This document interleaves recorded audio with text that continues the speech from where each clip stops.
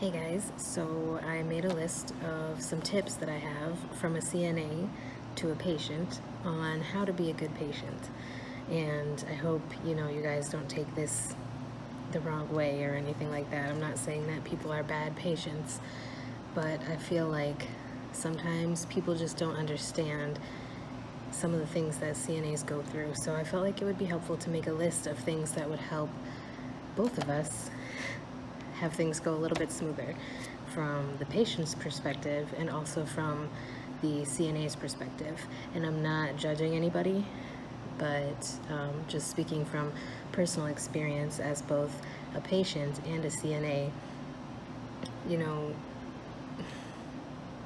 being appreciative and patient with your caregivers, whether it's a CNA or a nurse or a physical therapist or whoever is coming to see you while you're in the hospital, it definitely helps your stay go smoother and go a little bit better when you're appreciative and you're not completely demanding and ridiculous.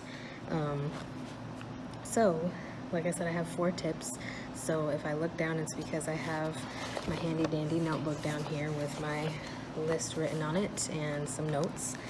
So we'll get right into it. So tip number 1 is please be patient with your CNA.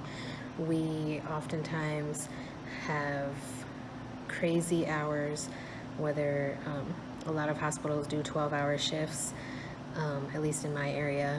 The hospital that I worked at didn't, but the other hospitals in the area do.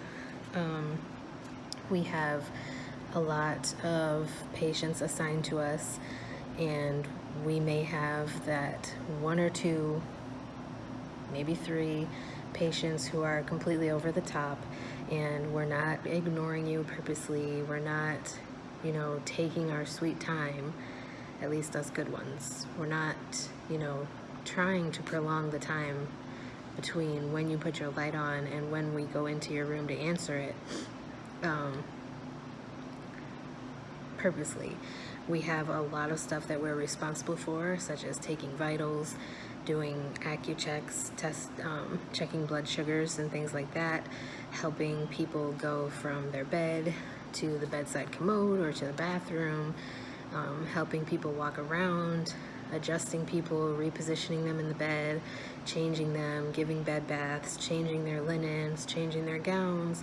It's a lot of stuff that maybe you don't realize that we are responsible for doing.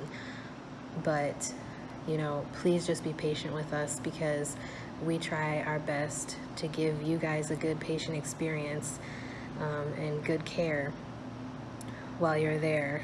But we don't always get appreciation in return, and we do work our butts off. My second tip for being a good patient is if you have problems walking, if you're dizzy, if you're lightheaded, please call either the nurse or the CNA before you get out of bed or before you even attempt to try. I would rather get called every single time you have to go to the bathroom instead of you don't call and then you end up on the floor and then I have to write a statement about what happened and why I wasn't in the room with you when you were trying to get up and go to the bathroom. I would much rather you put that call light on so that someone can help you instead of ending up hurting yourself even more and ending up on the floor, and it's not a good thing. So please, please, please ask for help, even if it's something super tiny. If you're dizzy, lightheaded, a little off balance, when you're in the hospital, you're on a bunch of medications usually, and those tend to do things to your equilibrium. So please just call and get help. Don't feel like you're bothering us. It's our job to come and help you. Please, please, please push the light before you try to get out of bed.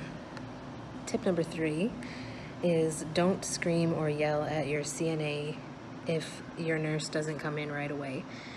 Now, on the ICU floors, they usually have a much lower patient ratio because they're complex patients, but on your regular med-surg floors, nurses tend to have a lot of patients as well. It depends on the shift, and it depends on how many nurses are working at the time. But, you know, they have their fair share of things that they need to get done as well. So while their responsibilities are different from the CNAs, they still have a lot of things that they need to get done for their patients as well, such as passing meds and doing treatments, changing dressings, you know, whatever the doctor has ordered. So please don't get mad at your CNA for your nurse being busy and not being able to come in right away. Now, obviously, if you've had to put on the light multiple times and your nurse still isn't coming in, please still don't get mad at your CNA, but maybe talk to a charge nurse, or, you know, I don't know what else you could do besides talk to a charge nurse, and let them know that you've been waiting for a prolonged period of time and you really need someone to come in and provide care for you. You know, if you need medications, obviously a CNA can't do anything for you. But if it's something that a CNA could do for you, please let the CNA do it instead of waiting forever for the nurse to come in, because a lot of times they're really busy, and like I said, they do have a lot to do. And tip number 4, my last tip for being a good patient, is try to understand that we are human, we're doing our best, and we do make mistakes, but we are doing the best that we can.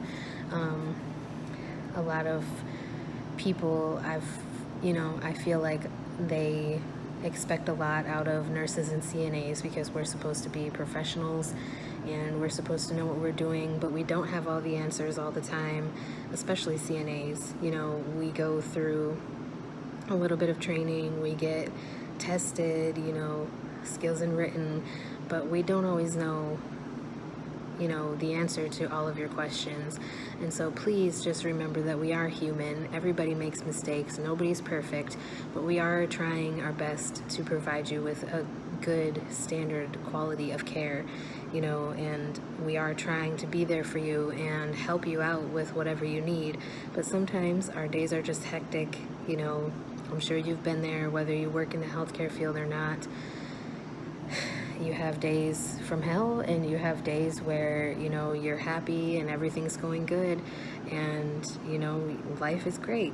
But, you know, when you add on the stress of caring for people in a very intimate way, because CNAs care for people in very intimate ways sometimes, you know, changing them and showering, bathing them and helping them get dressed and things like that. It's a lot of stress added to that person because they're responsible for your care. But, you know, we do make mistakes. We're not always perfect. So please just try to be a patient.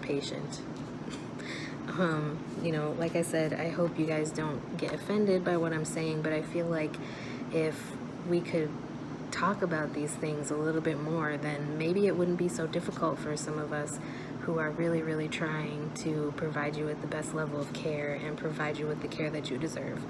So with that being said, that's all I have for this video. Let me know if there's any other topics you would like me to address, and I will talk about them in a future video.